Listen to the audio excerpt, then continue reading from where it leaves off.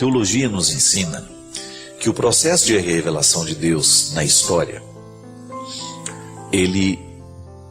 a maneira como nós interpretamos essa revelação passa o tempo todo pelos limites da nossa inteligência. E você tem razão. Nós temos no Antigo Testamento uma imagem de Deus, um Deus muitas vezes opressor, tirano, bravo, muito severo. E se a gente vai pegar alguns textos em que nós temos essas narrações, parece que essas narrações são contraditórias àquilo que nós conhecemos em Jesus. Mas é justamente disso que nós estamos falando. O Antigo Testamento é superado, a visão é aprimorada, porque Jesus nos empresta um novo jeito de interpretar o que é antigo. Jesus é a hermenêutica de Deus. O que é isso? É a partir dele que nós podemos interpretar e conhecer quem Deus é. Por isso que Jesus é a plenitude da revelação. Tudo aquilo que a inteligência humana pôde saber sobre Deus, até o evento Jesus, foi amplamente superado com aquilo que Jesus ensinou. Então veja bem, a inteligência humana, e aí você pega o contexto do judaísmo, que é a religião onde Jesus nasceu, tinha uma compreensão de Deus a partir daqueles moldes do Antigo Testamento. E aí você tem ali narrações, discursos, você tem os salmos, sobretudo os salmos. Nos salmos a gente vê um Deus de batalha, um Deus que vai à frente para brigar, para lutar, que é capaz de matar os seus inimigos. Eu tinha um professor de teologia que ele até dizia assim, olha, se a gente, quando eu preciso rezar esses salmos, eu não consigo entrar num clima de oração porque esses salmos me mostram um Deus muito perverso. Mas veja bem, a palavra de Deus, ela está sempre contextualizada no tempo. Ela servia para a compreensão de Deus, a partir daquelas inteligências, daquelas mentalidades. Quando vem Jesus e nos apresenta este Deus terno, este Deus amoroso, não significa que nós vamos jogar fora a Sagrada Escritura antiga e dizer que ela estava errada. Não, nós vamos reconhecer nela o processo através do qual Deus foi se manifestando no mundo. Nós vamos descobrindo a maneira como Deus foi entrando na história, como ele foi sendo revelado, como ele foi acontecendo no tempo e como é que ele chegou ao nosso coração hoje. E nós, de alguma maneira, temos dentro de nós o Antigo e o Novo Testamento sintetizados. Mas muitos de nós ainda foram evangelizados a partir da visão de um Deus cruel, de um Deus vingativo, de um Deus que vigia os erros humanos para poder castigar. As experiências de Deus são diversas. Por quê? Porque Deus depende da nossa inteligência para agir. Não é assim? Ele passa o tempo todo pelos meus significados humanos. E é por isso que a conversão, minha gente, é também um processo de modificação das minhas interpretações. Eu começo a modificar o meu jeito de interpretar as coisas, as situações, as realidades. Por isso que é mudança de mentalidade. Eu sou filho do Novo Testamento. Graças a Deus, as primeiras notícias que eu tive sobre Deus é que Ele me amava. Eu me recordo como se fosse hoje, da minha mãe dizendo isso para mim. Meu filho, Deus ama você. Pode ser que você não tenha tido uma experiência semelhante à minha. Pode ser que você tenha tido a experiência de um Deus vigilante, que ficava o tempo todo olhando para o seu pecado, para aquilo que você estava fazendo de errado. Veja bem, na nossa vida a síntese é sempre interessante. Eu preciso compreender a misericórdia de Deus, mas não posso esquecer do conceito de justiça. Deus é justo. Deus me ama, mas Ele é justo. Significa que quando eu erro, Ele vai agir segundo a sua justiça. Ele me perdoa, mas eu preciso assumir as consequências humanas dos meus erros. Está vendo como Antigo e Novo Testamento podem ser reconciliados numa mesma visão? Seria uma ingenuidade da nossa parte pensar: Deus me ama, então eu não vou precisar assumir as consequências dos meus erros. Porque já que Ele me ama, Ele vai assumir os meus erros por mim. Não é assim? Errado. Trazer o Novo Testamento e o Antigo para essa síntese pessoal significa: eu sou filho da misericórdia, mas eu sei que Deus é justo. Por outro lado, eu não tenho o direito de ficar ancorado no Antigo Testamento, anunciando o tempo todo a ira de Deus, né?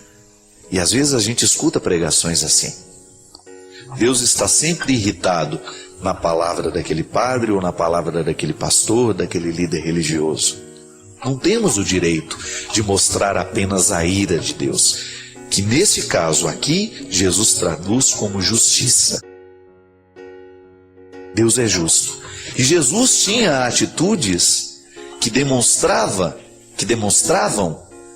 essa sua capacidade de sintetizar o Novo e o Antigo Testamento. Veja bem, o mesmo Jesus que perdoava pecados, que abraçava os pecadores e que ia tomar um café com eles, é o mesmo Jesus que chicoteava os vendilhões do templo. Então em Jesus está sintetizado isso. E nós precisamos sintetizar também, porque a verdadeira experiência de fé, ela tem que nos equilibrar a partir do princípio de justiça e do princípio de amor. Porque senão, nós vamos ficar o tempo todo balançando ora lá, ora cá. E esse balanço não é salutar na nossa vida. Você precisa acreditar na misericórdia de Deus. É direito seu acreditar que Deus lhe ama, que Deus lhe quer bem, que Deus perdoa o seu pecado. Mas Ele é justo. Então é obrigação sua, é obrigação minha, que a gente tenha cada vez mais clareza de como devemos viver a nossa vida. O que precisamos escolher? O que precisamos jogar fora? Recolher o joio do trigo. Retirar. Não permitir que o ruim prevaleça. Não permitir que as coisas ruins fiquem semeadas nos canteiros da nossa vida. Aí sim, nós estamos equilibrando. O Deus justo do Antigo Testamento, que naquele momento está descrito a partir de uma linguagem bélica, de uma linguagem de guerra, e que nos assusta, porque nós estamos acostumados com a palavra de Jesus. De repente eu vou para o Antigo Testamento e vejo histórias de um Deus que massacra os seus inimigos. Como é que eu posso acreditar que este Deus massacra os seus inimigos, se na palavra de Jesus ele está dizendo o contrário sobre Deus?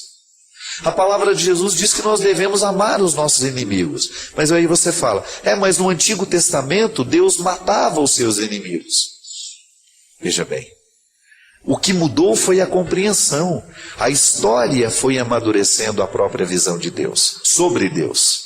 E aí a gente foi descobrindo que Deus é amor. Aí a gente chega nessa declaração joanina, Deus é amor. Mas porque Ele nos ama, Ele é justo conosco.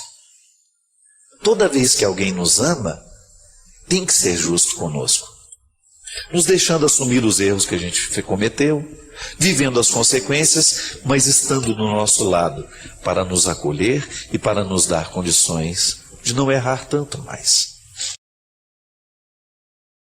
É assim que funciona, minha filha. O equilíbrio do Antigo e do Novo Testamento sendo um norte para a nossa caminhada, um referencial para nos ajudar a ir adiante. É difícil? Não é muito fácil, não. Mas também não é impossível. Reconcilie dentro do seu coração essas duas dimensões. Um Deus que te ama, mas ao mesmo tempo um Deus que é justo. Isso só vai lhe amadurecer. Reconciliar essas duas dimensões de Deus na sua vida vai lhe transformar aos poucos num ser humano cada vez mais maduro, pronto para viver e experimentar esse amor de Deus na sua vida, mas ao mesmo tempo colocando os pés na história e vivendo com responsabilidade o seu papel aqui. Padre Fábio, sofro muito, a minha dor está conseguindo me desanimar. Sobretudo porque minha vida está uma grande escuridão, em todos os sentidos. A minha vida financeira, familiar, pessoal e principalmente sentimental. Nada tem dado certo. Eu tenho tentado andar, mas há mais de 2 anos que isso se repete e repete. E eu já não tenho mais forças, eu me sinto triste, inferior. Não consigo evitar. Preciso de uma palavra de luz, preciso de direção. Minha filha, eu achei interessante porque você citou alguns aspectos da vida, né? Financeiro, familiar, pessoal e principalmente sentimental. Já viu essas salas em que a gente tem vários interruptores? Porque são muitas as luzes que estão ali. Sobretudo quando você tem um ambiente grande, né? Você tem vários focos de iluminação. E você tem razão quando você diz que principalmente o sentimental. Porque na verdade, quando nós estamos vivendo um apagão sentimental, a gente não consegue acender as outras realidades. Por quê? Por mais que um ser humano seja racional, por mais que ele tenha essa busca, né, de viver um processo racional, de ser um homem equilibrado, uma mulher equilibrada, a razão prevalecendo muitas vezes, né? O sentimento ele é muito forte. O impulso do sentimento sobre a vida humana é muito forte. É claro que existem pessoas mais duras. Mesmo assim eu duvido muito, né? Porque em última instância eu acredito que o impulso que nós temos mais determinante nas nossas escolhas é o nosso sentimento. A gama de todas as nossas emoções, né? E se este interruptor não está funcionando, a gente tem uma dificuldade muito grande de olhar para as outras realidades. Pode observar. Nós podemos ter um bom emprego, ter uma boa situação familiar, podemos ter uma boa estrutura financeira, mas se os nossos afetos estão desordenados, se a gente está vivendo um processo de traição, de abandono, de solidão, a gente acaba tendo uma dificuldade muito grande de perceber as outras realidades da nossa vida. A gente acaba prejudicando também a relação de trabalho. Outro dia a gente estava até conversando isso, eu com um amigo meu, estava falando para ele, olha, cuidado para que os seus afetos, a sua vida sentimental, amorosa, afetiva, não venha prejudicar o restante da sua vida, porque quando você começa a eleger a sua vida sentimental como mais importante de tudo, você começa sendo ingrato com o seu processo nas outras instâncias. Então, o grande risco, quando nós damos a atenção demais àquele interruptor dos afetos, é que a gente pode perder a referência do que é certo, do que é errado, do que é bom e do que é ruim, no que diz respeito às outras realidades. Volto a dizer, é bem provável que os nossos afetos, os nossos sentimentos, queiram prevalecer sobre tudo. E que essa vida sentimental, afetiva, sobretudo no que diz respeito ao relacionamento homem e mulher, quando o seu casamento não está bem, o seu namoro não está bem, ou você está apaixonado, foi rejeitado, quando isso dá errado, cuidado para que você não jogue todo mundo fora, né? Todas as outras estruturas da sua vida. Então, onde é que está a sabedoria? A gente precisa descobrir. Então, digamos que a minha vida afetiva não está muito bem. Não estou muito equilibrado, não estou me relacionando bem com as pessoas, com aquela pessoa de maneira especial, né? Que aqui é o que me parece. Comece a olhar para as outras realidades, e já que existe um apagão nessa vida sentimental, comece a permitir que a luz do trabalho brilhe um pouco mais, comece a permitir que o brilho da família brilhe um pouco mais. É interessante, por exemplo, às vezes a pessoa está vivendo aquela dificuldade de relacionamento, aí ela se tranca no quarto. Então tem que tomar um cuidado para que você não aumente o apagão. Então, se deu errado alguma coisa no seu namoro, na sua vida sentimental, abra um pouco as portas para que as outras luzes venham iluminar um pouco aquilo que está apagado. É você fazer o equilíbrio. Ah, mas é difícil demais, padre. Eu sei. Ninguém disse que seria fácil.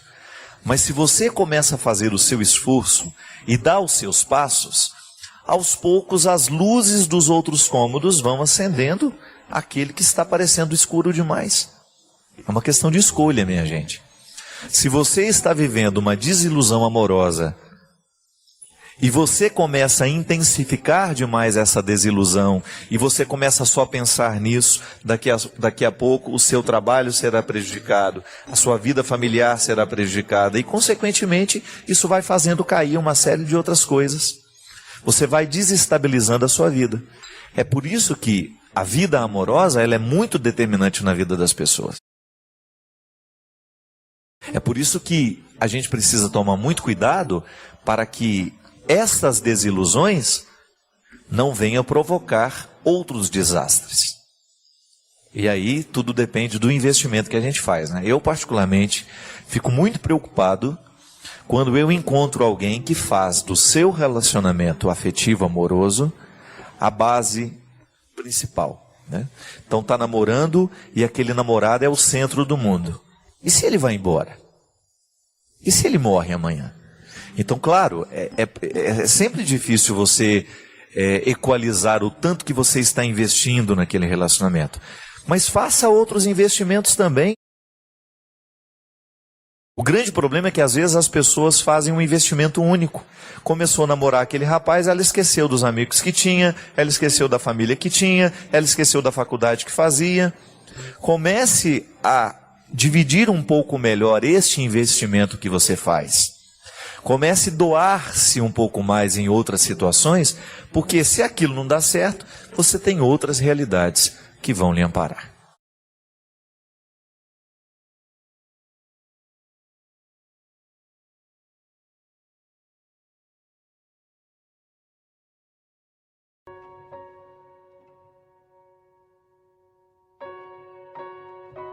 Vai ser para nós um prazer poder reencontrar o povo de Franca, o povo da região. Franca é quase Minas Gerais, né? Povo mineiro quase. O povo está manifestando aqui no Twitter, quando o programa é ao vivo, dá para a gente poder falar, né? Andréia Soares, reforçando que a Eucaristia nos perdoa, a Eucaristia nos transforma. A Lucilene dizendo, e agora assistindo o programa, ela está se sentindo melhor, porque é justamente isso que ela está precisando. Uma palavra para poder lavar a alma e os pensamentos ruins. É assim mesmo. É assim que funciona, né? A gente o tempo todo faz a oportunidade de receber informações. E às vezes a gente não tem noção de que aquela informação está nos fazendo mal. E de repente você vai... É uma conversa que você teve, é uma coisa... Igual hoje. O mundo está ficando muito cruel, né? Cada vez mais cruel. E essa crueldade fica sendo exposta. Eu estava mexendo no Twitter hoje cedo e tive a oportunidade de ver aquele post de uma menina que foi abusada. Você viu isso hoje? Uma coisa assustadora. Ela foi estuprada por 30 rapazes. Então ela estava... Não sei, não tem como dizer... não vi mais informações depois, não sei se ela estava alcoolizada ou se ela foi dopada por esse rapaz. O fato é que essa menina foi abusada por mais de 30 rapazes, e eles falam isso, o vídeo fala isso. É um total desrespeito à pessoa. E pensando, meu Deus do céu, que sofrimento, né? Um pai ver a filha nessa situação. São imagens, né? Eles gravam e põem isso nas redes sociais e riem enquanto gravam. Expõem o outro na sua total indigência, na sua absoluta indigência e sem nenhum respeito pelo ser humano. Se expõem assim criminosos, né? Mas aquilo me fez tão mal, ter visto aquilo me fez tão mal, que eu identifiquei em mim depois, né? Eu fui ficando pesado ao longo do dia. Eu percebi que foi justamente aquela notícia.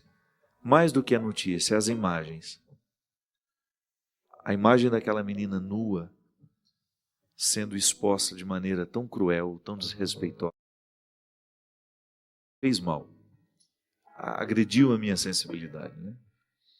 E a gente precisa fazer isso mesmo. A gente vai ficando pesado, o mundo está cruel, então essa crueldade do mundo o tempo todo nos é oferecida através de imagens, de notícias. Nem sempre a gente tem os espaços da purificação. Nem sempre a gente faz o ritual da purificação. E o peso vai ficando sobre nós. Tem gente que faz técnica de relaxamento, né? Tem gente que reza. Tem gente que faz esporte.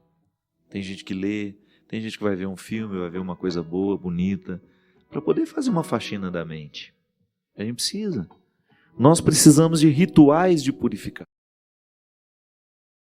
Como nós estamos cada vez menos rituais, né?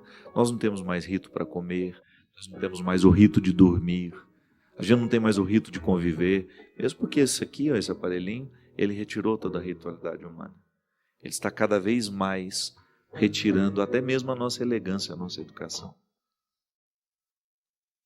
Agora, eu preciso ter no espaço da minha vida, da minha rotina, uma oportunidade para purificar o que me pesa, para jogar fora os pensamentos opressivos, as palavras que me magoaram. Eu tenho que fazer alguma coisa. Eu tenho que ter os meus rituais de purificação. Quando a gente vai para o Oriente, né, eu acabei de voltar de lá, Oriente Médio, onde as pessoas são muito religiosas,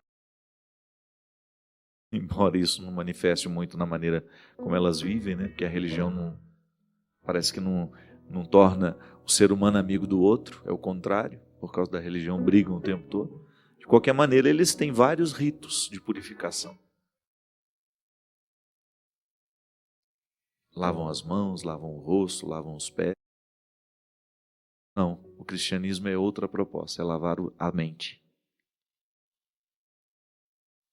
A gente toma banho, né, porque faz bem. Mas o que eu preciso permitir é que Deus lave a minha. Quanto mais puro eu estiver, maior será a minha capacidade de articular a vida com sabedoria. Nós estamos com a vida cheia demais. Nós estamos pela tampa de excessos. Precisamos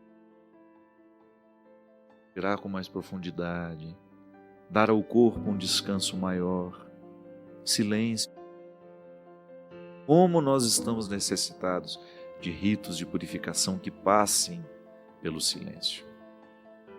Mas infelizmente a gente vai atropelando tudo. Mas você tem razão, minha filha. Você que acabou de dizer aqui que o programa estava justamente lhe proporcionando a oportunidade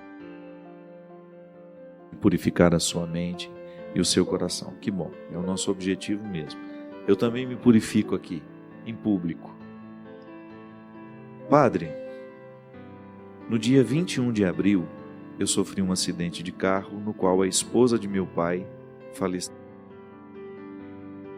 E desde já eu estou muito perturbada, pois eu não consigo ficar dentro de casa sozinha e sinto muito medo e não tenho conseguido nem dormir. Não sei o que fazer, padre. Estou precisando de ajuda. Sim, minha filha, e às vezes a ajuda, além de ser um esforço pessoal de você livrar-se das consequências desse acontecimento, porque isso é muito traumático mesmo, né? Eu fiquei acompanhando o drama da Ana Hickman, essa moça muito bonita que nós conhecemos da televisão, que está enfrentando um drama pessoal, né? Fiquei vendo hoje, não tinha visto ainda as imagens dela, falando sobre o fato. Ela estava num hotel em Belo Horizonte e foi surpreendida por um rapaz que certamente tinha os seus desequilíbrios emocionais, porque não é normal ser aficionado a uma pessoa assim como ele era nela, e aquela tragédia que aconteceu. Legítima defesa, assim como está relatado, o cunhado dela matou esse rapaz, porque ele estava ameaçando justamente matar os três. Ela, a cunhada, ou melhor, desculpe, a esposa do cunhado. Agora eu fico pensando, quando eu fiquei olhando para ela, meu Deus do céu, quanto tempo será que essa moça vai levar para poder purificar-se desse momento? Porque um momento como esse, minha gente, é tão impactante na vida de uma pessoa. Você ver uma outra pessoa ser morta ali do lado. Pela gravação, né, que foi feita pelo cabeleireiro, a Ana, sem perder em nenhum momento até mesmo a educação com ele, a elegância no trato, né? Me diga o que eu fiz de errado para eu poder consertar, moço. E é claro que ela é uma mulher sensível, uma mulher que trabalha com arte, com beleza, tem uma alma sensível e demonstra isso publicamente nos programas que faz, nas entrevistas que dá. É uma mulher de valores, de índole. Eu fico pensando como isso vai doer e repercutir na sua alma. Como será difícil livrar-se daquele dia em Belo Horizonte. E talvez nunca mais se livre. Apenas aprenda a administrar o que aquele momento causou na vida dela. Então, minha filha, eu não sei qual é o seu nome, você vive uma situação muito semelhante à da Ana Hickman. Alguém morreu ao seu lado. Alguém muito próximo a você, dentro do mesmo contexto, você poderia ter morrido também. A Ana também poderia ter morrido. O acontecimento é grande demais para caber dentro de nós. E de vez em quando a vida nos coloca assim, minha gente.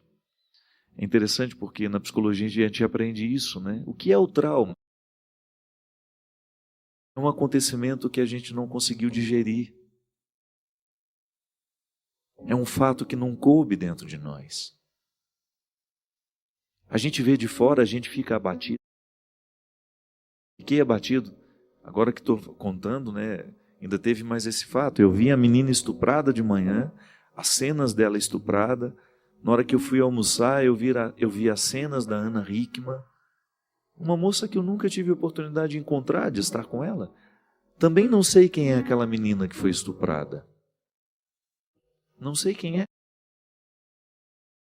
Mas a existência das pessoas nos toca. A gente se vê no outro.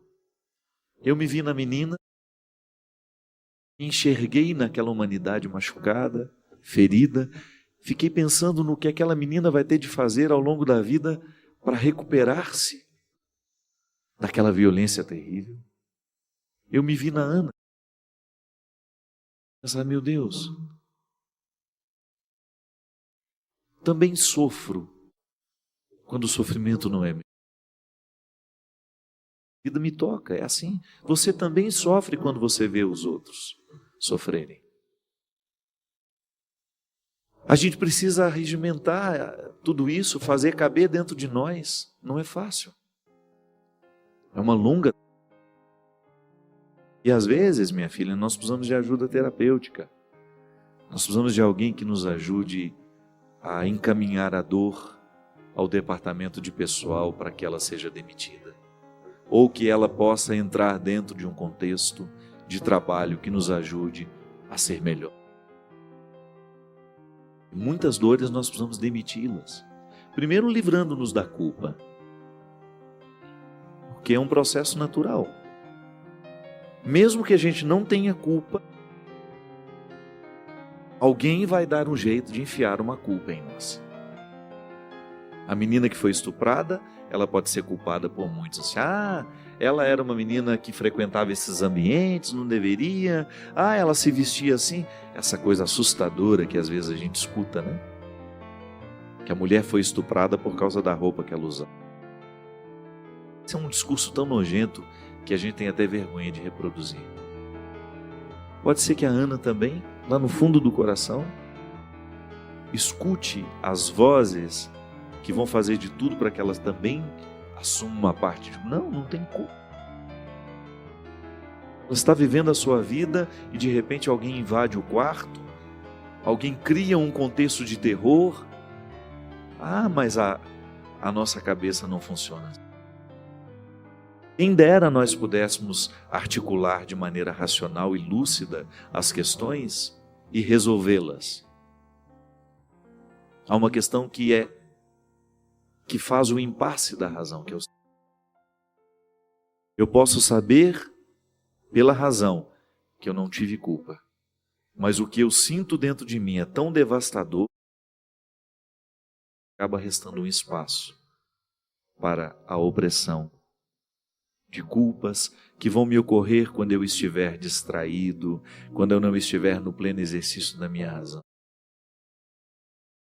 Um desconforto emocional que vai me reacender,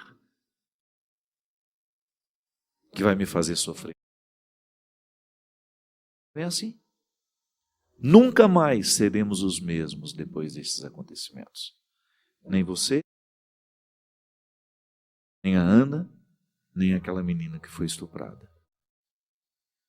E nem a Alvênia, que viu seu filho ontem se jogar do 10º andar. E precisou sepultá-lo hoje. A vida, os acontecimentos trágicos, aquilo que nós não colocamos na agenda do dia e que infelizmente nos ocorreu. E a necessidade que temos de olhar para tudo isso e de descobrir como é que nós podemos prosseguir. Como é que nós podemos fazer a experiência de sair do lugar, de ir adiante, conquistar o direito de continuar apesar de estarmos feridos. Sim, porque a vida não para a gente resolver o conflito. Não há uma maneira de você parar o bonde e dizer, olha, eu vou descer agora, resolvo o conflito, daqui a pouco eu volto para a viagem. Não. É durante a viagem que nós precisamos resolver os conflitos. É durante a viagem que nós precisamos encaminhar os sofrimentos. É durante a viagem que nós precisamos arrumar a estante das emoções. E é sempre aqui, minha gente. Será sempre pelo pensamento. Não há outra forma de curar o sentimento senão colocá-lo sob o crivo da razão. Eu não tive culpa. Eu fiz o que pude. E a culpa não pode ser para mim agora o juiz vai me condenar. Pode ser que a Alvênia também se sinta culpada pela morte do filho. É natural no humano. Sempre damos o jeito de encontrar uma culpa. Mas não. A vida está aí, ela precisa ser vivida. Eu preciso colocar dentro de mim os recursos, as motivações. Eu preciso fortalecer a minha vontade mesmo com a alma tão ferida. E crer em Deus nos ajuda muito, né? É tão especial saber que Deus está do nosso lado nesse momento. Que segurando a nossa mão, através de amigos, de pessoas que nos amam, Ele se faz presente entre nós. Ele fala ao nosso ouvido através das vozes que sabemos ouvir. Ele nos olha com os olhos que sabemos identificar como amorosos, amigos, solidários. E vai expulsar de nós, sim, se assim permitir, todo e qualquer pensamento opressor que possa impedir o nosso crescimento nessa hora. É o que eu desejo aos que hoje vistam. Essa menina que não sei o nome, a Alvênia que perdeu o filho, a Ana enfrenta esse momento tão difícil na vida, e essa moça que também não quis se identificar, que viu a mãe, não a sua mãe, a sua madrasta, ser morta num acidente de carro. Eu desejo que hoje essa presença eucarística Que eu posso ser através da palavra que eu digo, da história que eu conto, possa trazer Deus a seu coração.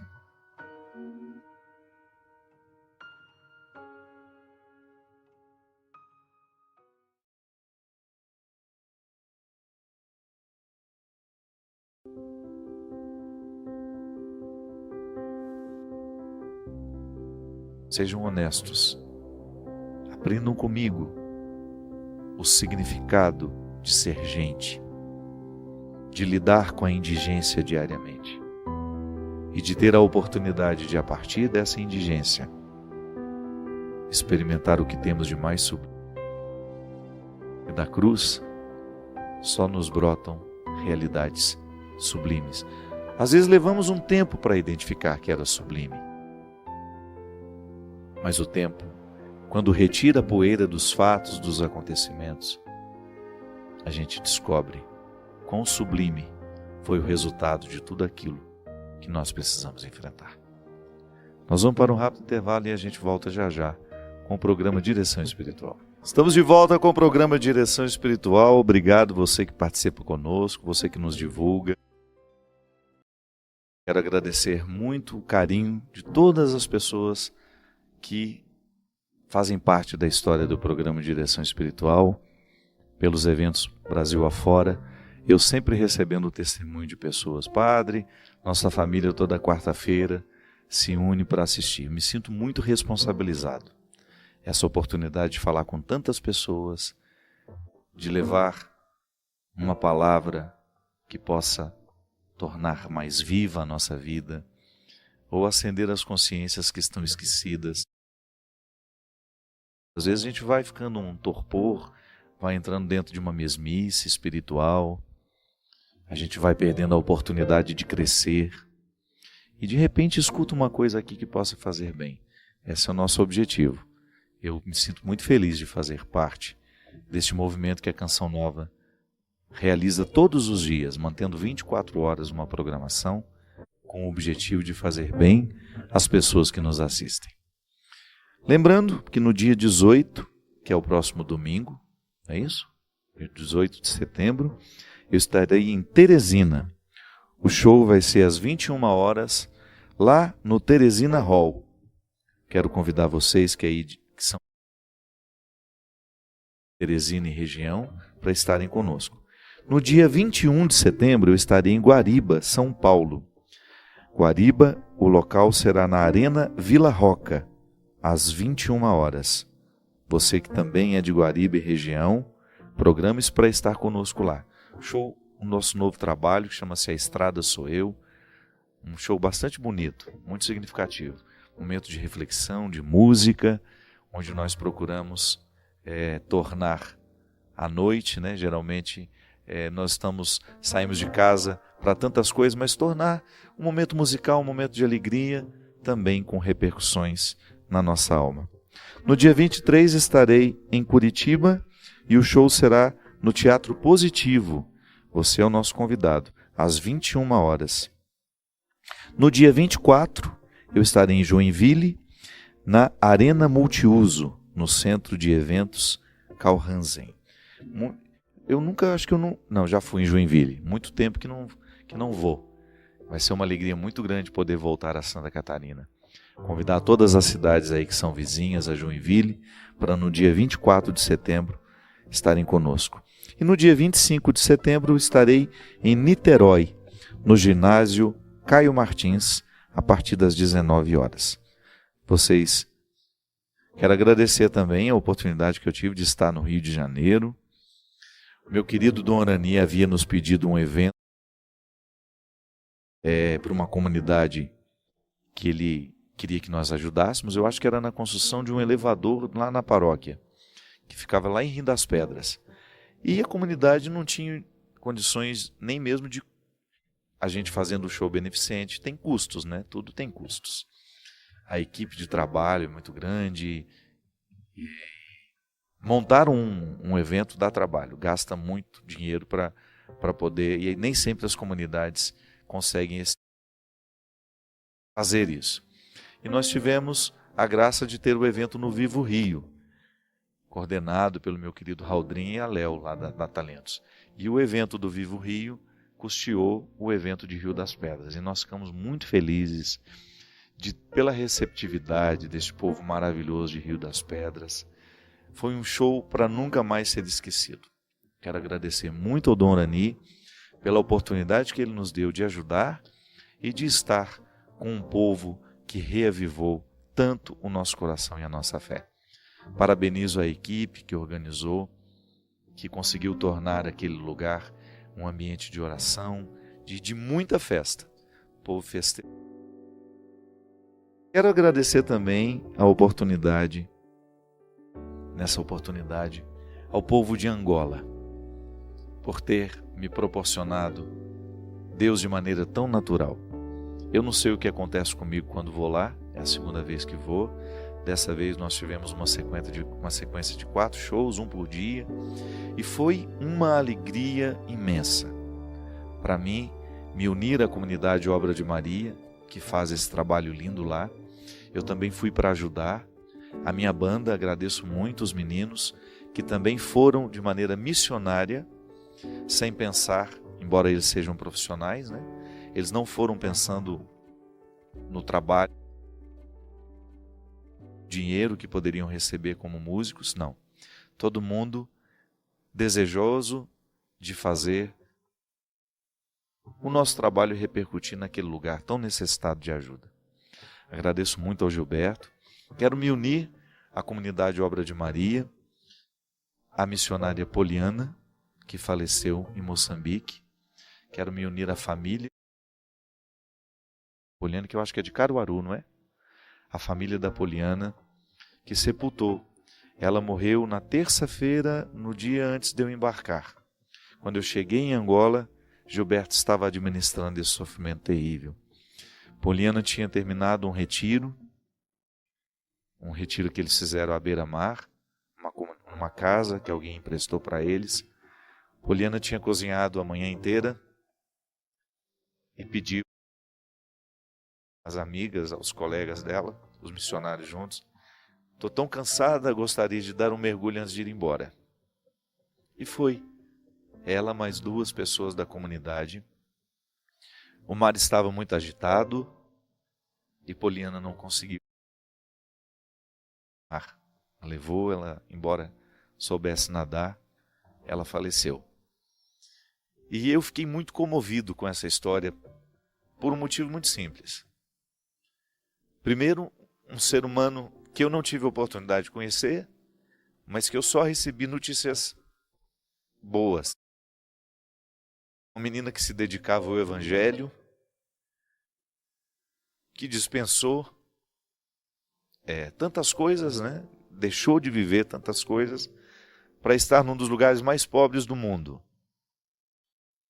Se vocês soubessem como é o trabalho da Obra de Maria em Moçambique, se vocês soubessem as histórias que eu tenho escutado, o trabalho que eles fazem, do que esses meninos, gente jovem mesmo, escolher ficar no meio de tanta pobreza, de tanto sofrimento humano, de tanta luta. Quando eu soube da morte dela, eu fiquei pensando: oh meu Deus, uma menina tão cheia de vida, 30 anos, escolher ir para um lugar deste, um lugar que a gente não quer ir. Ver a pobreza, um lugar onde as pessoas comem uma vez por dia, uma papa. Eu vi o que é essa papa, feito como se fosse um grude, sabe? De uma farinha de mandioca. Crianças, um lugar sem recursos. A Obra de Maria escolhe estar lá.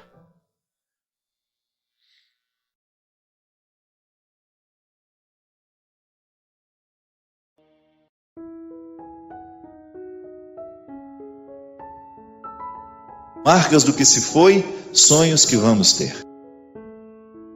Sempre a gente precisa articular o que se foi com aquilo que a gente ainda vai ter. A vida fica muito mais bonita quando a gente consegue administrar com sabedoria essas duas realidades, o passado e o futuro. Mesmo porque o presente, esse momento que nós temos agora, é a articulação de dois tempos, um que eu não tenho mais e o outro que eu nem sei se terei. Então essa sabedoria, me colocando na possibilidade de ver o meu tempo presente como uma oportunidade de fazer valer o passado que eu tive, com todas as dificuldades, com tudo aquilo que me foi penoso, e ao mesmo tempo não permitir que o que me foi penoso me impeça de sonhar um futuro melhor. Você que participa da minha vida de maneira tão direta, você que me acompanha, você que é meu amigo, eu tenho refletido cada vez mais no conceito de amizade, enquanto um vínculo que nos fraterniza, que nos coloca, ainda que a gente não participe da vida um do outro no dia a dia. Quando nós identificamos pessoas que estão articulando sonhos semelhantes aos nossos, um tempo onde tem tanta guerra, onde tem tanto desentendimento pelo mundo afora, a gente encontrar pessoas que estão fazendo o seu esforço pessoal de estabelecer pontes ao invés de quebrá-las, de não permitir que o preconceito nos afaste um dos outros, que o preconceito nos impeça de conhecer pessoas que às vezes a gente julga mal. Num tempo onde o mundo tem sido tão cruel, a gente diminuir a crueldade no espaço que nos é possível. Você identificar pessoas que estão fazendo isso também. Isso gera uma amizade, uma fraternidade cristã, ainda que um outro esteja lá na Indonésia e eu aqui no Brasil. Saber que aquele homem que ama numa língua diferente, com costumes diferentes, está buscando os mesmos ideais que eu, me torna amigo dele, ainda que a gente nunca frequente a casa um do outro. Olhar nas marcas daquilo que a gente viveu ao longo deste ano, o aprendizado para aquilo que a gente pode viver a partir de agora. Volto a dizer, a dificuldade do meu ano foi muito grande, mas ao mesmo tempo tão em paz, tão visitado pela esperança, porque é isso que Deus me move a viver. Eu não posso dar testemunho da minha fé se eu estiver desanimado com a vida, por mais tribulações que eu tenha. Talvez você saiba, eu tenha me escutado contar, um dos episódios difíceis da minha vida este ano foi que a minha casa caiu, literalmente. Uma chuva muito forte em Taubaté, a estrutura do meu telhado não foi construída de acordo como deveria ser para suportar, um volume de água muito grande. Entrou água por todos os conduítes, eu perdi todo o piso de madeira, perdi os quartos, o teto de gesso da casa toda caiu, desabou. Foi uma coisa muito triste. Eu me lembro que eu estava viajando e quando eu cheguei em casa, a Teca, eu já vi pelo jardim, já vi que alguma coisa de muito sério tinha acontecido. Foi no dia 9 de março isso. Quando a Teca me esperou descer do táxi, ela me abraçou já chorando, lembro direitinho como se fosse hoje. Ela me falou assim: por favor, fique calmo com tudo que você vai ver. E quando eu entrei, gente, foi uma visão horrível. Você vê o fruto do seu trabalho, do seu empenho, as suas coisas, tudo destruído. A casa, aquela estrutura que até então condensava afeto, que era o seu lugar de descanso, não existe mais. Você não pode dormir, você não pode deitar, você não pode sentar. E de repente a porta da cozinha ficou aberta, e no meio dos destroços todos, daquela destruição toda, daquela sujeira toda, quem me surge correndo pela casa, feliz, sem saber o que acontecia? O Luca, o meu cachorrinho. E foi impressionante como Deus me curou através daquela criatura naquele momento, sabe? Ele com aqueles olhões arregalados, feliz porque eu estava chegando em casa, sem saber o significado daquela destruição, mesmo que ele nem sabia que aquilo estava destruído, Ele só queria me encontrar. O amigo dele tinha ficado 15 dias longe, viajando, e estava voltando naquela hora. Ele não tinha a menor intenção de me olhar com algum outro olhar que não fosse a da alegria de me ver chegar. Eu me lembro que eu sentei no chão e abracei aquela criatura e chorei tudo o que eu precisava chorar. É como se naquele momento Deus me fizesse entender, através do não entendimento do Luca, da tragédia, de que a vida pode ser sempre bonita, desde quando a gente encontre um motivo, ainda que seja pequeno, para a gente recomeçar a nossa história. O que é uma casa destruída? Nada, é um prejuízo financeiro, é. O que a gente não pode permitir é que a casa caia dentro de nós. O que a gente não pode permitir é que a estrutura que nos sustenta possa ruir, através dos problemas que a gente enfrenta. Eu não tenho um filho para me abraçar quando eu volto. Talvez você tenha. Talvez você tenha pessoas que possam significar todos os seus desastres, todas as suas tragédias, no momento em que você chega em casa e que te abraça. Naquele momento, o abraço da Teca foi um sustento para mim. Mas o que Deus falou em mim, através daquela criança, não entende nada de tragédia. Identificar naquele momento a voz de Deus falando em mim, da mesma maneira como falou a Francisco de Assis, através da natureza, através dos bichos, né? Me comprometeu ainda mais com tudo aquilo que eu precisava deixar cair dentro de mim junto com aquela casa. Porque às vezes não é só uma parede que cai, não é só um teto que desaba. São estruturas humanas dentro de nós que precisam ruir. O nosso apego, quem sabe? O nosso apego ao que é material. E de repente, quando eu olhei para tudo aquilo que materialmente a gente pode reconstruir, e eu vi o meu amigo que não poderia ter sido reconstruído se ele tivesse sido morto. Da mesma maneira como nós olhamos para um pai, para uma mãe, para um filho, e você perceber que aquilo não é material, que pode ser reconstruído, que se a doença nos leva, se a morte nos abate, não tem como recomeçar aquela pessoa de novo. Uma parede você reconstrói, um teto você arruma, um portão que caiu você levanta, um jardim que ficou destruído você reconstrói. Agora uma pessoa não. Um ser humano será sempre a maior preciosidade que nós podemos ter na história, na nossa história pessoal. O amor que a gente ama, o perdão que a gente concede, tudo aquilo que a gente vive no dia a dia da nossa casa, com os nossos pais, com os nossos irmãos, com os nossos amigos. Naquele momento, o abraço do Luca, aquele olhar sorridente para mim, me dizia só isso. Que bom que você voltou, ponto final. Que bom que você está aqui, ponto final. E aí, depois que a gente encontra alguém que nos diz que bom que você está aqui, com um rabinho que balança, ou com uma voz que é possível ser dita, que bom que você veio, que bom que você chegou, que bom que você faz parte da minha vida, então nós estamos no caminho certo, minha gente. Esse ano quero paz no meu coração. Então vamos fazer a nossa parte, né? Quero a paz, então eu vou construir nas pequenas coisas. Eu vou construir nos meus relacionamentos. Eu vou fechar as portas que eu preciso fechar para tudo aquilo que é nocivo para mim. Posso ter coragem de fechar portas, por mais doloroso que seja fechar aquela porta, porque eu sei que aquela porta aberta não me traz paz. Mudança de vida. Fim de ano é uma época maravilhosa para a gente fazer balanço. O comércio faz balanço. O comércio identifica o que dá prejuízo, o que não. E o bom empresário é aquele que modifica o que está lhe causando prejuízo. O bom empresário é aquele que, no momento em que faz o balanço da sua empresa, ou da sua loja, ou da sua vendinha que seja, descobre que ele precisa mudar algumas atitudes no seu jeito de trabalhar, no seu jeito de agir, para que ele não continue amargando o prejuízo. A mesma coisa nós precisamos fazer através da nossa vida afetiva. Começar a prestar atenção nos relacionamentos que nós alimentamos ao longo do ano.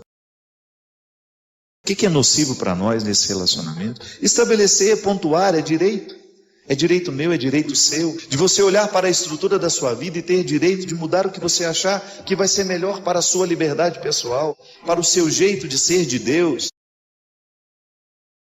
Criar essa paz, você ser o construtor da sua paz. Você estabelecer dentro da sua casa a quebra dessas barreiras que tanto nos afastam. Eu gosto de dizer sempre isso. É muito fácil a gente construir faixas de Gaza dentro de casa. É muito fácil a gente apartar nosso irmão da nossa vida. Eu falo isso para você através daquilo que eu experimento no meu dia a dia. Como é difícil a gente articular os afetos de maneira saudável, de maneira equilibrada. Ser amado demais faz mal, ser amado de menos faz mal. A paz é o momento em que nós estabelecemos um vínculo que realmente nos dá condições de ser quem a gente é. Quero paz no meu coração. Quem quiser ter um amigo que me dê a mão. Esse é o significado da comunidade cristã. Nós podemos ser amigos, sim. Amigos da palavra que nos une, amigo do evangelho que nos congrega, amigos do sacramento que nos alimenta, amigo dos encontros, também, amigo da intimidade. O que nós não podemos abrir mão é de estabelecer essa fraternidade universal. Nós precisamos ser amigos da humanidade, nós precisamos alimentar uns pelos outros esse sentimento de respeito que me faz olhar para o outro com o respeito que ele merece, de não me sentir no direito de invadir o que eu não posso, ou de tratá-lo com desrespeito, de impor-lhe fardos que não são dele. Essa amizade é tão bonita, minha gente, quando nós descobrimos que cada um, no lugar em que vive, com as pessoas com quem convive, está travando o mesmo ideal, lutando pelo mesmo ideal. Nós queremos ser pessoas melhores. Dia 15 de dezembro eu fui ordenado padre. E eu acompanhei, mesmo sem responder, porque é impossível, eu acompanhei as manifestações de pessoas do Brasil inteiro, dizendo: ô padre, parabéns pelo seu dia. E eu fiquei pensando no significado de tanta gente querer me parabenizar naquele dia, e eu fiquei percebendo essa teia delicada que nos une, né? Eu sou um padre que participa da vida dessas pessoas, eu sou um padre que sou amigo dessas pessoas sem saber que sou. Que essa amizade, essa fraternidade, ela é alimentada de maneira espiritual, não é nem presencial, não. Sabe, é eu saber que alguém está querendo o meu bem neste momento, ainda que não participe da minha vida, ainda que não bata na porta da minha casa, ainda que não esteja comigo no meu dia a dia. Essa fraternidade é possível quando nós identificamos que nós queremos o bem do outro, que eu queira somente o bem do outro. Marcas do que se foi, sonhos que vamos ter, como todo dia nasce, novo em cada amanhecer. Oh, oh, marcas do que se foi, sonhos que vamos ter, como todo dia nasce, novo em cada amanhecer. A conversão é isso. É quando você olha para tudo aquilo que está marcado em você, pelos acontecimentos, e você permite que a graça de Deus atue sobre aquele território que está machucado, sobre aquele território que foi ferido. Volto a dizer, o ano foi difícil para todos nós. Eu tive as minhas dificuldades, você teve as suas. Eu tenho as minhas feridas, você tem as suas. E agora, só que nós não queremos virar este ano permitindo que essas feridas continuem nos determinando. Nós só queremos que elas nos ensinem, que elas nos levem a tomar novos posicionamentos. É bom isso. É bom você perceber que Deus agiu na sua vida através daquilo que foi ruim, que Deus modificou suas perspectivas. Isso é conversão, minha gente. É quando nós damos a Deus de realizar em nós aquilo que sozinho nós não sabemos fazer, ou não temos coragem. Conversão é você dar a Deus o direito de realizar aquilo que você não consegue nem tem coragem de realizar sozinho. Tantas coisas no meu jeito de ser, eu não posso modificar sozinho. Posso fazer o meu esforço diário, mas eu preciso dessa ação de Deus. Conversão é cura, é modificação de rumo, é reorientar o rumo. Da mesma maneira como o dia nasce e me dá a oportunidade de ver todo o seu ciclo de novo. Amanhã nós teremos uma manhã, teremos uma tarde, teremos uma noite. Esse ciclo eu sei de cor, mas tudo o que acontecerá ao longo desse ciclo para mim será uma surpresa. Aonde vou, quem eu encontrarei, o que escreverei, o que falarei. E tudo isso pode estar a serviço da nossa conversa. Você olhar para o ciclo desta vida, que nunca termina. Sempre teremos noites, sempre teremos manhãs, madrugadas, tardes, oportunidades, horas à nossa disposição. E agora? O que fazer com a hora que eu tenho? O que fazer com o dia que eu tenho? O que fazer com o novo ano que está diante dos meus olhos? O que no meu coração eu quero que neste ano seja mais nobre? O que no meu coração eu quero que neste ano seja mais elevado? olho para as marcas que ficaram, olho para esses sonhos que eu tenho, concilio passado e futuro de maneira sábia, a fazer com que essa conciliação esteja me dando um presente de qualidade. Porque apesar da vida ser difícil, nós nunca temos de parar. A gente morre muito quando a gente para de sonhar. A gente morre demais quando a gente idealiza e não sonha. Quando eu acordo sabendo, da mesma maneira como o dia será uma surpresa, eu não sei o que ser. Por mais que eu tenha uma rotina programada, calculada, quem disse que Deus não pode me surpreender? Quem disse que alguma coisa de miudinha pode acontecer e me provocar uma alegria? Não sei. Quem disse que isso não pode acontecer?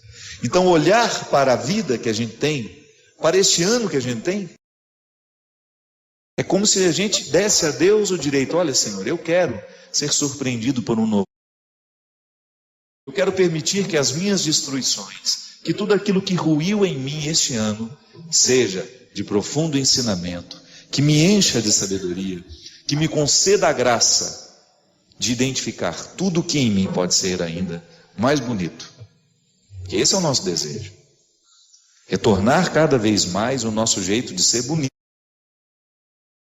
belo, justo, verdadeiro. A realidade é muito atraente quando ela condensa essas três realidades. Ela é bela, ela é justa, ela é verdadeira. Quando nós nos dispomos a viver o cristianismo, outra coisa a gente não quer, senão permitir que a beleza de Deus esteja refletida em nós. Seja refletidas nas nossas atitudes. Como é que um cristão reconhece o outro? Na maneira como se acolhem. Eu posso dizer bonito que eu vivo o evangelho, que eu sou ministro disso, ministro daquilo, eu sou padre, eu sou profeta, mas se eu trato mal uma pessoa que se aproxima, eu dou um contra-testemunho para ela. Eu gero nela uma descrença do meu cristianismo. E o pior, eu fico descrente de mim mesmo. Que a grande armadilha do diabo em nós é quando ele nos faz ficar presos a essas mesquinharias que desabonam o que nós sabemos do nosso cristianismo. Não é o julgamento do outro que me derruba, é o que eu me faço quando deito a cabeça no meu travesseiro e eu sei que eu não agi de maneira cristã. É assim, minha gente.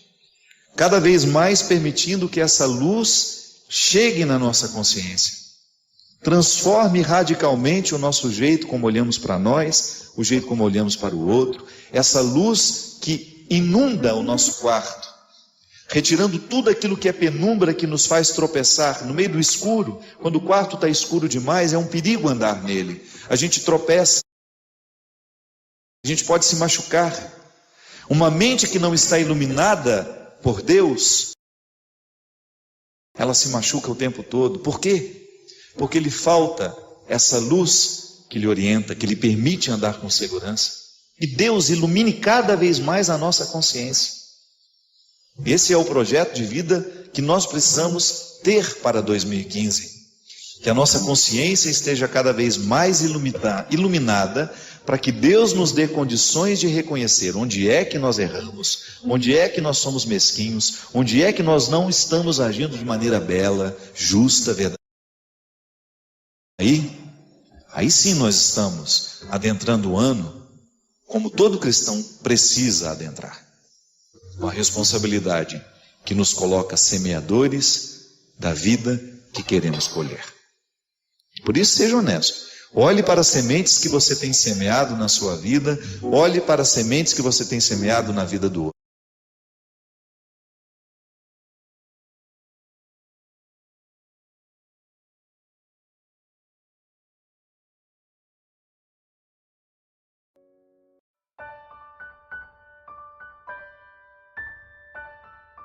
A gente sabe que na lógica dos nossos amores é muito fácil a gente amar quando a gente tem razão para amar.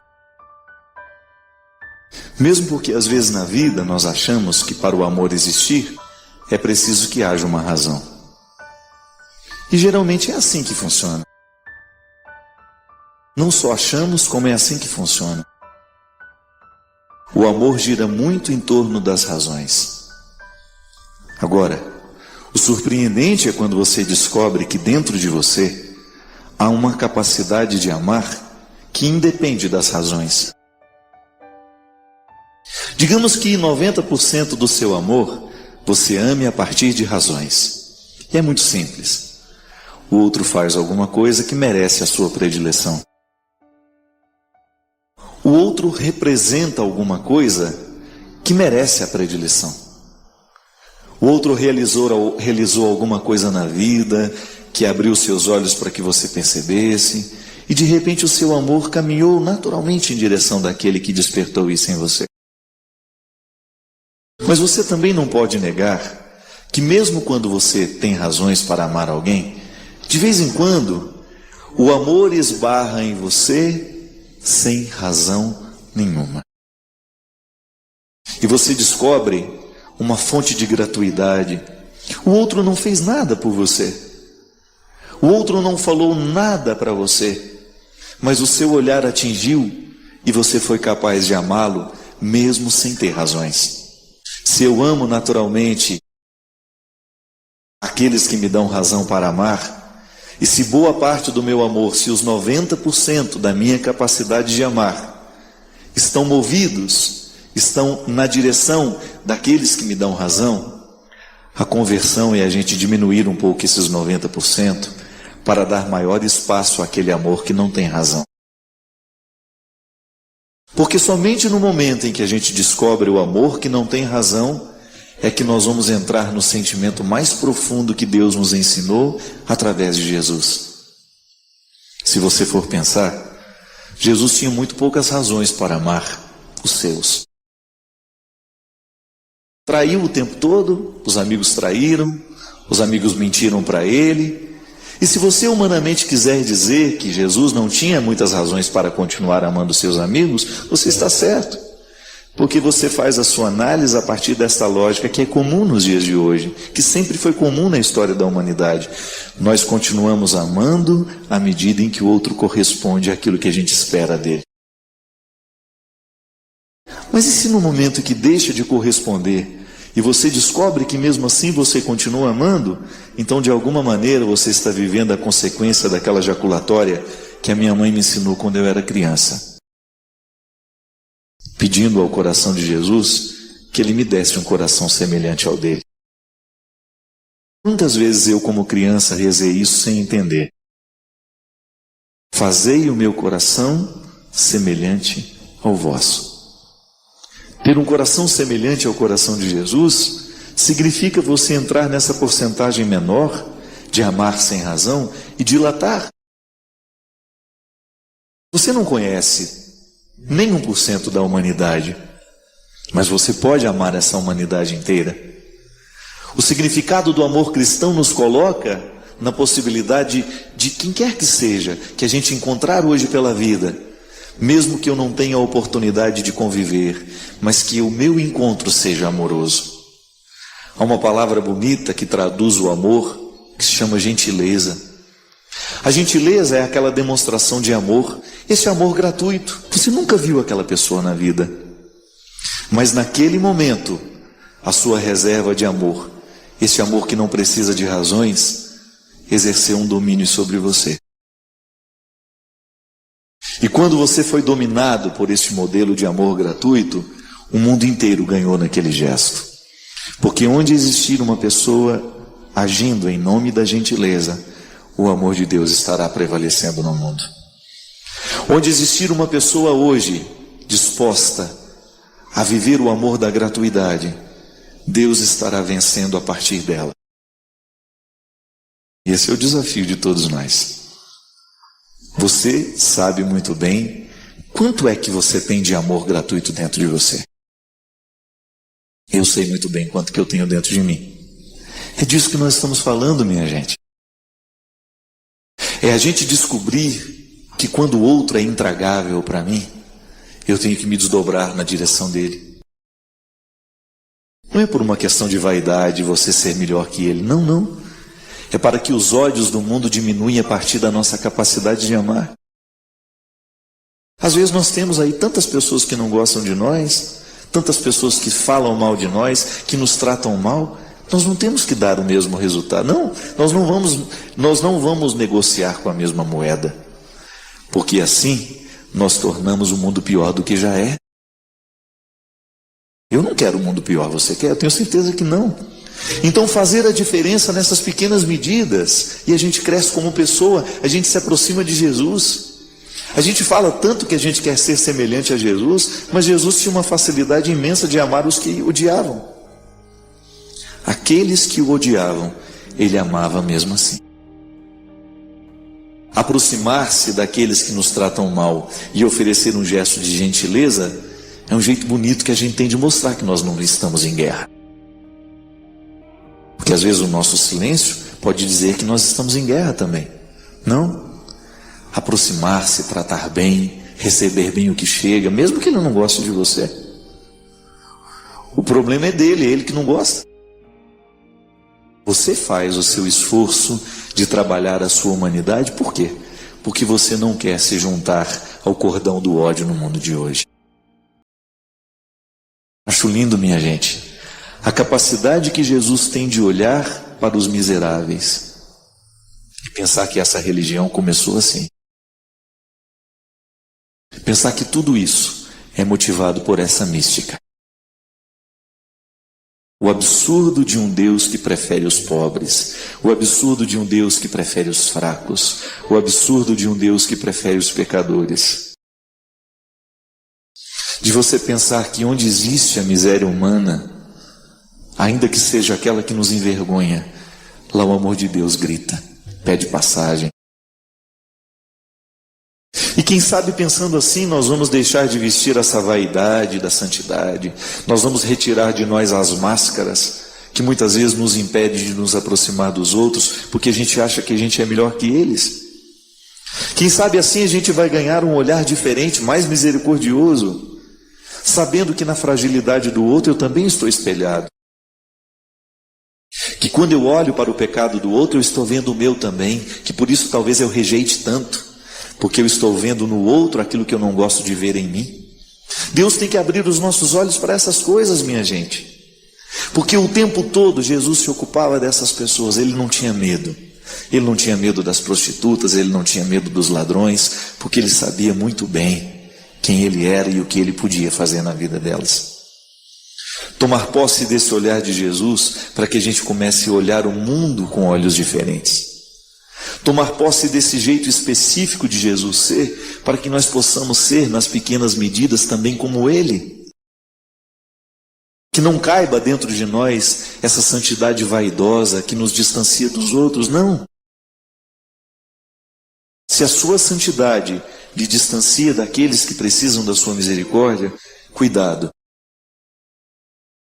porque você pode estar no caminho errado. Quanto mais Deus está em nós, maior será a nossa capacidade de olhar para os calvários do mundo e dele nos aproximarmos com reverência. Naquele meu livro, Quando o Sofrimento Bater a Sua Porta, se você tiver a oportunidade de lê-lo, eu falo ao longo do livro essas questões. Por que a gente sofre? Porque somos humanos, somos naturalmente limitados. O sofrimento nasce do limite. Eu sou limitado, então eu não tenho como fugir do sofrimento. O sofrimento vai bater a porta de toda pessoa. Mais cedo ou mais tarde nós vamos enfrentar todas as dimensões do sofrimento. Sofrimento físico, sofrimento afetivo, sofrimento espiritual. Nós sofremos com as perdas, nós sofremos com ciúmes, nós sofremos com a dor, nós sofremos com a morte. Tudo isso faz parte da condição humana. Nenhum ser humano está livre de enfrentar. Hoje, por exemplo, nós estamos todos com a notícia que eu particularmente fiquei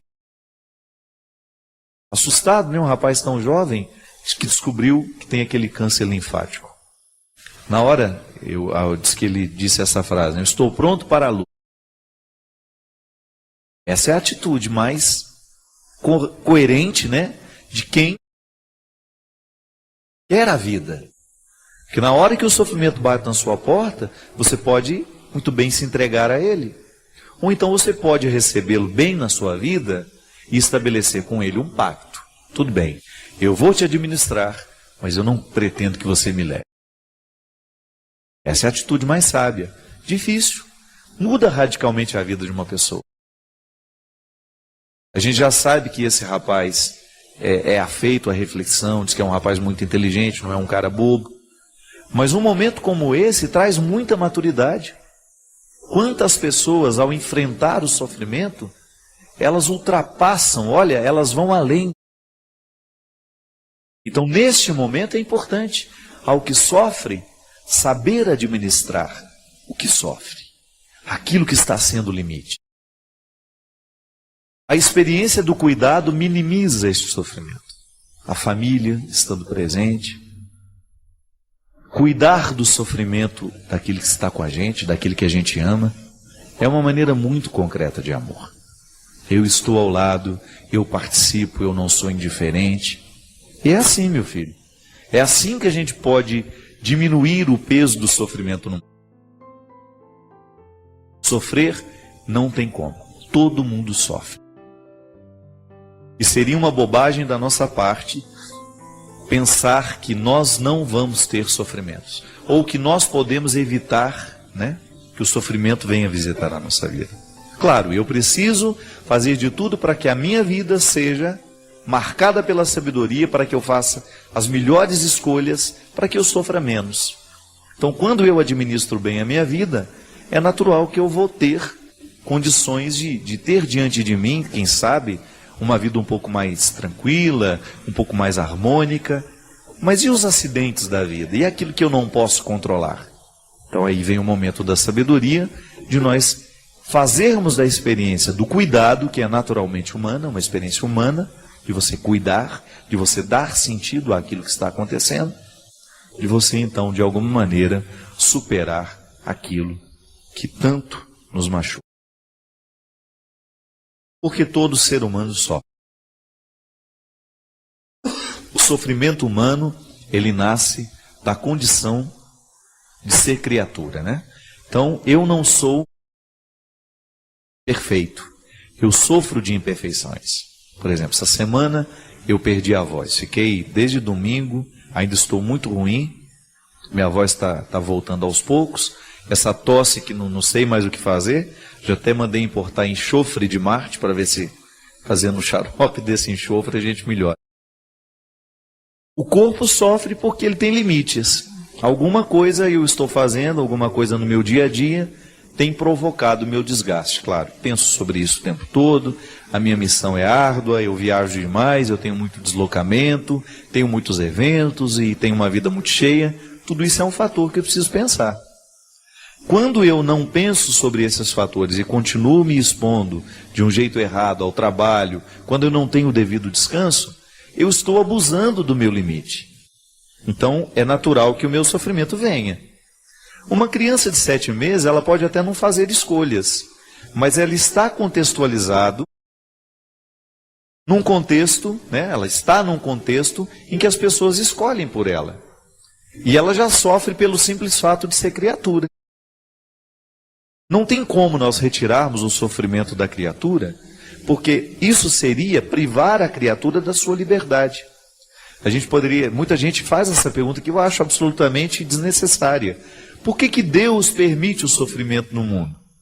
Porque o mundo é mundo e toda a realidade mundana é naturalmente limitada. Se Deus for interferir nessa condição de criatura, se Ele vai retirar o nosso limite, então Ele está radicalmente contrariando a nossa condição. O que a gente precisa fazer, e esta é a saída para a segunda pergunta, como é que eu posso fazer para minimizar o sofrimento no mundo? Aí nós temos a palavra cuidado. A experiência antropológica de cuidar e ser cuidado. O cuidado é a realidade humana que nos ajuda a superar, a contornar a experiência do sofrimento.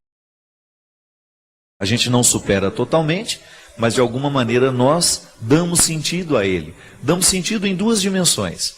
ou porque nós o compreendemos, mesmo que a gente não consiga mudar, ou porque a gente, além de compreender, a gente consegue interferir naquele que sofre.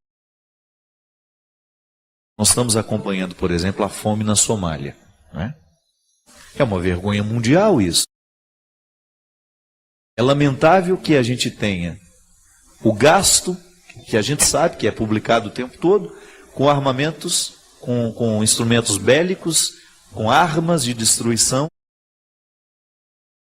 que os países invistam tanto por causa dessa segurança que a gente diz precisar ter, que se invista tanto em armas, e a gente esqueça de questões humanas, e que a gente deixe de cuidar de situações humanas, e que expõe essa ferida vergonhosa que é a fome. Acho que num mundo com tanta tecnologia, com tanto desenvolvimento, nós não podemos admitir mais a possibilidade da fome. E isso, como é que eu vou diminuir isso? Na experiência de cuidar. Como é que eu cuido dos famintos do mundo? Quando eu olho para o meu lado e descubro aqueles que estão mais próximos a mim e que eu posso alcançar. É claro, eu posso fazer uma doação para chegar lá na Somália, mas a gente também precisa saber que do nosso lado, aqui, muito próximo a nós, existem pessoas passando necessidades muito urgentes e que nós podemos socorrer. E essa experiência de cuidar e ser cuidado é que faz com que a gente, de alguma maneira, tenha condições de dar socorro a esse limite humano. Então, se por um lado eu não tenho como mudar a minha condição de criatura, por outro, eu aprendo que o cuidado me socorre nessa condição de criatura.